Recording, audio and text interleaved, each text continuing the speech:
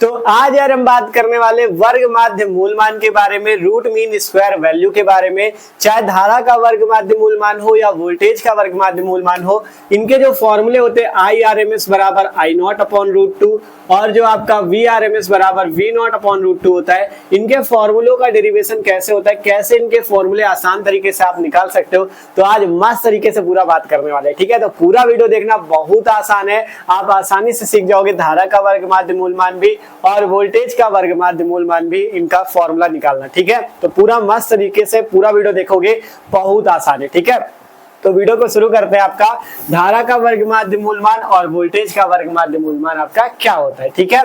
तो देखो, जैसा कि बात करें हम लोग क्लास 12 फिजिक्स का जो 7वां चैप्टर प्रत्यावर्ती धारा अल्टरनेटिंग करंट, इस चैप्टर को पढ़ रहे थे, तो उसी का टॉपिक है ये आपका वर्ग माध्य मूल मान, जिसे इंग्लिश में रूट मीन स्क्वायर वैल्यू बोलते हैं, ठीक है। तो शुरू करते हैं इस वीडियो को।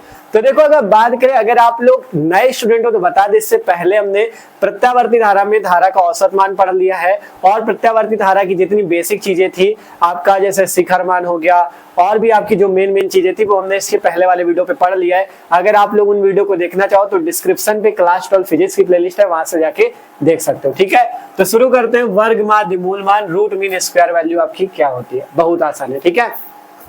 तो पहले हम इसकी परिभाषा पढ़ते हैं, फिर आसानी से आपको समझाते हैं। हमने लिखा प्रत्यावर्ती धारा की एक पूर्ण साइकिल के लिए धारा के वर्ग आई स्क्वायर के औसत मान के वर्गमूल को धारा का वर्ग माध्य मूल मान कहते हैं, ठीक है। ध्यान समझना, एकदम आसान। यहां से कहा गया सबसे पहले प्रत्यावर्ती धारा की एक पूर्ण साइकिल, क्या बात की गई, पूर्ण साइकिल। तो देखो, इतना आपको पता होना चाहिए, ये चीजें हमने पहले भी पढ़ा दी है कि आपका अगर यहाँ पे आपको पता है, अगर हम यहाँ पे धारा को लेते हैं और यहाँ पे अगर समय को लेते हैं, मतलब धारा का समय के साथ अगर ग्राफ खींचते हैं, तो धारा जो होती है एक तरंग की तरह होती है, जिस टाइप से तरंग प्रवाहित होती है, इसमें जो प्रत्यावर्ती धारा होती है इसका मान जो होता है निरंतर बदलता रहता है। मतलब यहाँ पे 0 होता है तो पहले प्रत्यावर्ती धारा 0 से इस टाइप से थोड़ा बढ़ती है, फिर क्या होती है, फिर से यहाँ पे आके फिर से घट जाती है, मतलब यहाँ पे फिर 0 हो जाती है, फिर विपरीत दिशा में बढ़ती है और फिर से आगे यहाँ पे फिर से 0 हो जाती है, ठीक है। तो इस टाइप से जो धारा होती है, ये प्रत्यावर्ती धारा एक तरंग की भांति चलती है और इस टाइप से यहाँ से लेके यहाँ तक जब पहुंचे तो इसे बोला जाता है पूर्ण साइकिल। इसे क्या बोला जाता है, पूर्ण साइकिल बोला जाता है। पूर्ण साइकिल बोल सकते हो या एक पूर्ण चक्र बोल सकते हो, ठीक है। यहाँ पे अगर धारा इस टाइप से केवल इतना ही चले तो इसे बोला जाएगा अर्ध साइकिल, इसे बोला जाएगा अर्ध साइकिल। लेकिन अगर पूरी यहाँ से यहाँ तक पहुंच जाए तो इसे बोला जाएगा पूर्ण साइकिल, ठीक है।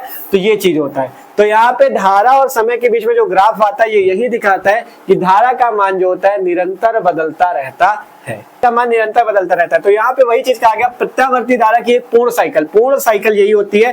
पूर्ण साइकिल के लिए क्या होगा, धारा का वर्ग आई स्क्वायर के औसत मान के वर्गमूल को, आई स्क्वायर के औसत मान के वर्गमूल को धारा का वर्ग माध्य मूल मान कहते हैं और इसे आई आर एम एस से प्रदर्शित करते हैं। आर एम एस क्यों लगता है, इसी रूट मीन स्क्वायर वैल्यू की वजह से आर एम एस का यूज होता है, आई आर एम एस या वीआरएमएस यहाँ पे यूज होता है। तो यहां से कहा क्या गया, इसकी परिभाषा समझो। कहा गया आईआरएमएस या वीआरएमएस जो होता है, जैसे आईआरएमएस की केवल बात करें तो आईआरएमएस बराबर जो होता है वो कहा गया प्रत्यावर्ती धारा की एक पूर्ण साइकिल के लिए। जब प्रत्यावर्ती धारा की एक पूर्ण साइकिल होती है, एक पूर्ण साइकिल पूरी होती है, तब जो धारा होती आई, धारा का वर्ग, धारा का आपको वर्ग करना है, वर्ग के लिए हमने कर दिया आई स्क्वायर।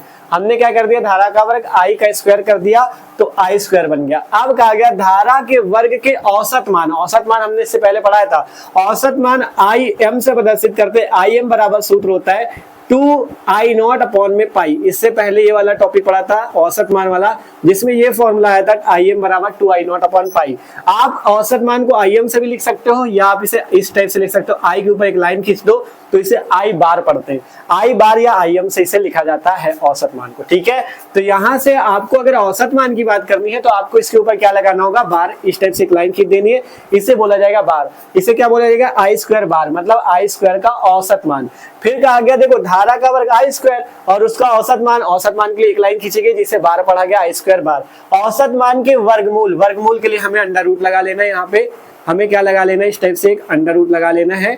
तो यही आपका IRMS बराबर होता है under under root I square bar, under root I square bar, ठीक है। ये आपका होता है IRMS बराबर under root I square bar, ठीक है। मतलब धारा का वर्ग माध्य मूलमान IRMS बराबर under root I square bar का क्या मतलब है, आई धारा है, इसका वर्ग किया गया, फिर औसत मान के लिए एक लाइन खींची गई, फिर यहाँ पे अंडर रूट लगाया, मतलब धारा के वर्ग के औसत मान के वर्गमूल को क्या बोलते हैं, धारा का वर्ग माध्य मूलमान बोलते हैं, एक पूर्ण साइकिल के लिए, एक पूर्ण साइकिल के लिए, ठीक है। और इसे IRMS या VRMS से प्रदर्शित करते हैं। VRMS हो जाएगा वोल्टेज का वर्ग माध्य मूलमान, IRMS धारा का, ठीक है।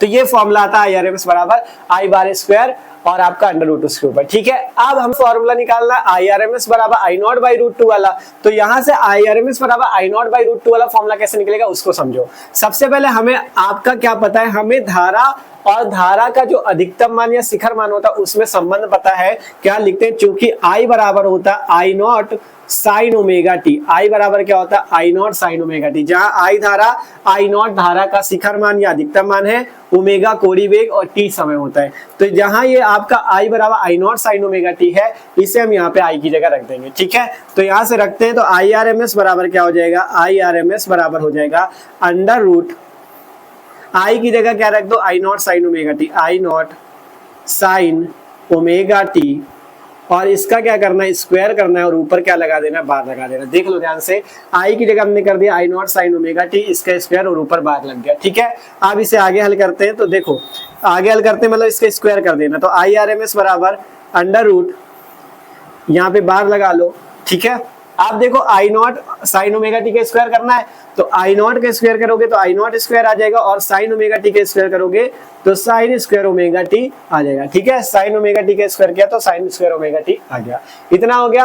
आप देखो यहाँ पे आई नॉट के स्क्वायर, अगर अंडर रूट में आई नॉट का स्क्वायर लिखा हुआ है तो अगर आप इसे बाहर निकालोगे तो केवल आई नॉट बच जाएगा, क्योंकि अंडर रूट में स्क्वायर है तो बाहर आके स्क्वायर हट जाता है। तो यहाँ से जब इसे बाहर निकालेंगे तो स्क्वायर इसका हट जाएगा, तो IRMS बराबर आई नॉट बाहर आ गया, under root sine square omega T, और इसके ऊपर क्या लगा है, बार लगा है, ठीक है। ये चीज आ गया, देखो आई नॉट स्क्वायर बाहर हो गया अंडर रूट से, तो केवल आई नॉट बचा, और यहाँ पे अंडर रूट में साइन स्क्वायर ओमेगा टी, इसके ऊपर बार लगा है।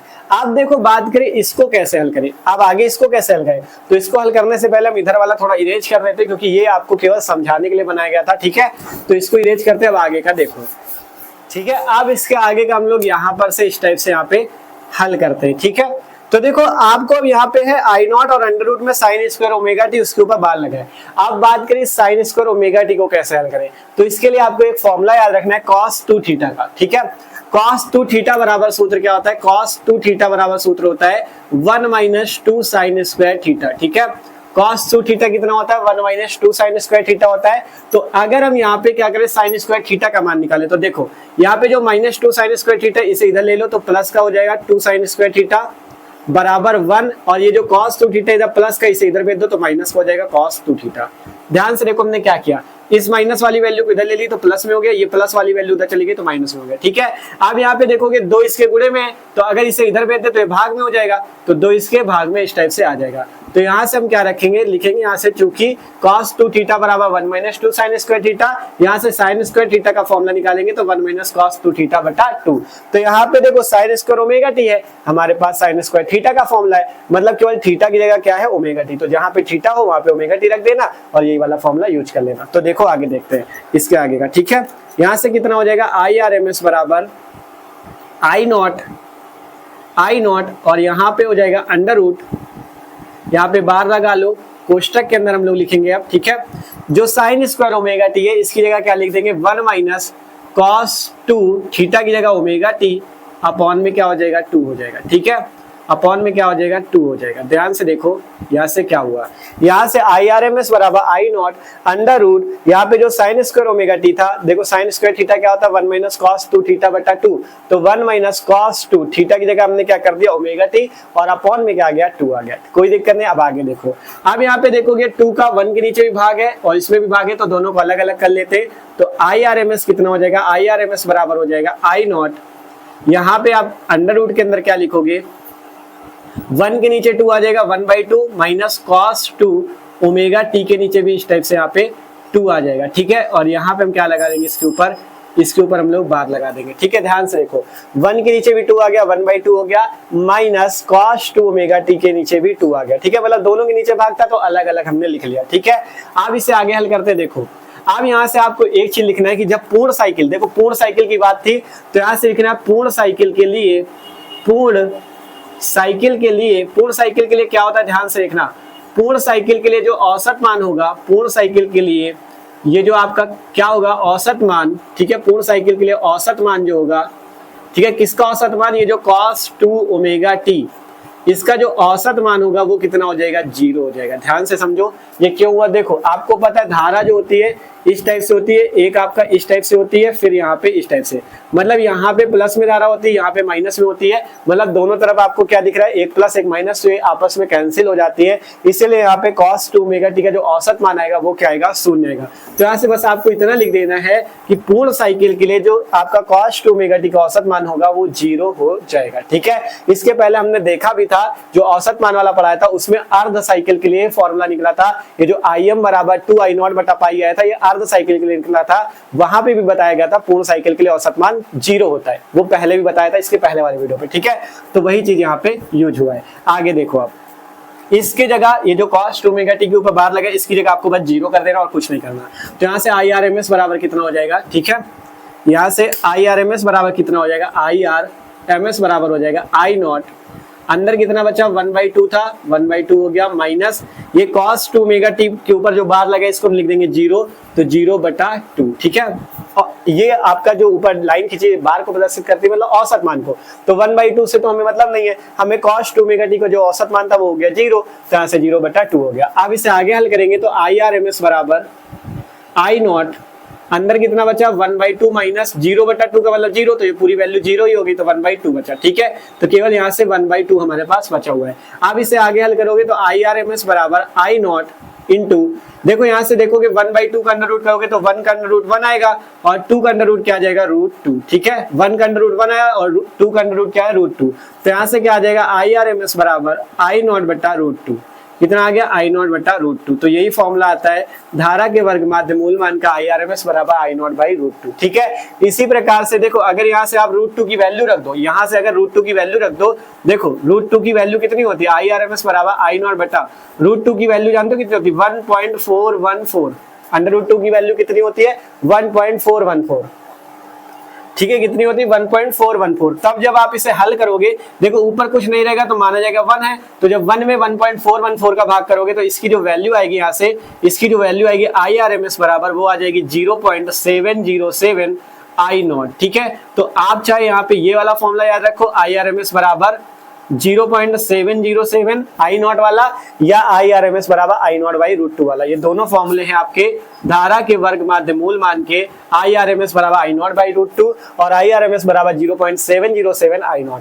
इसी प्रकार से आपको वोल्टेज का भी वर्ग माध्य मूल मान का फॉर्मूला याद रखना है, VRMS बराबर V0/√2। ठीक है, V0/√2, और आपका यहाँ से कौन सा हो जाएगा, ये VRMS बराबर ये वाला भी आ जाएगा सेम 0.707 V0। ठीक है, और यहाँ पे इतना समझ रहे हो कि नहीं, देखो IRMS और VRMS क्या है, IRMS और VRMS क्या है, ये है धारा के और वोल्टेज के वर्ग माध्य मूल मान, और ये जो I0 और V0 है ये क्या चीज है, I0 है धारा का शिखर मान और V0 है वोल्टेज का शिखर मान। ठीक है, I0 है धारा का शिखर मान या अधिकतम मान और V0 है वोल्टेज का शिखर मान या अधिकतम मान। और यहाँ पे जो IM या I बार होता है इसे याद रखना, ये औसत मान है।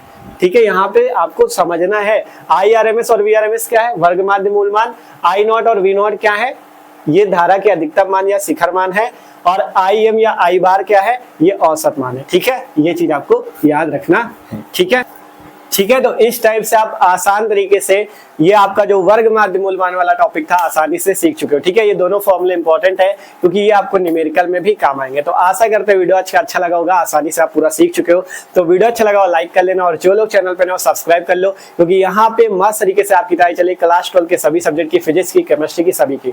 डिस्क्रिप्शन पे चेक करोगे फिजिक्स की प्लेलिस्ट है, वहां पे आपको वीडियो मिल जाएंगे क्लास 12 फिजिक्स के पहले चैप्टर से सारे वीडियो उसी प्लेलिस्ट पे है। मस्त तरीके से एक टॉपिक को हमने पढ़ा रखा है, कोई भी टॉपिक को सब पढ़ाया गया है, तो उससे जाके जाके वीडियो देख के तैयारी कर सकते हो। केमिस्ट्री की भी प्लेलिस्ट है, केमिस्ट्री वाली प्लेलिस्ट में आपको चैप्टर 1 से केमिस्ट्री के सारे वीडियो मिल जाएंगे, वहां से केमिस्ट्री की तैयारी कर सकते हो। ठीक है, तो मस्त तरीके से तैयारी कर सकते हो, इसलिए चैनल से जुड़ जाओ, सब्सक्राइब कर लो और इस वीडियो को अपने दोस्तों के साथ भी ज्यादा से ज्यादा शेयर करो, जिससे वो लोग भी आगे चैनल से तैयारी कर सके। ठीक है, तो मिलते हैं अगले वीडियो पे, और आप चाहो तो मैं इंस्टाग्राम और फेसबुक पे भी फॉलो कर सकते हो, उसकी लिंक भी डिस्क्रिप्शन पे है। ठीक है, तो मिलते हैं, नोट कर लो इसे।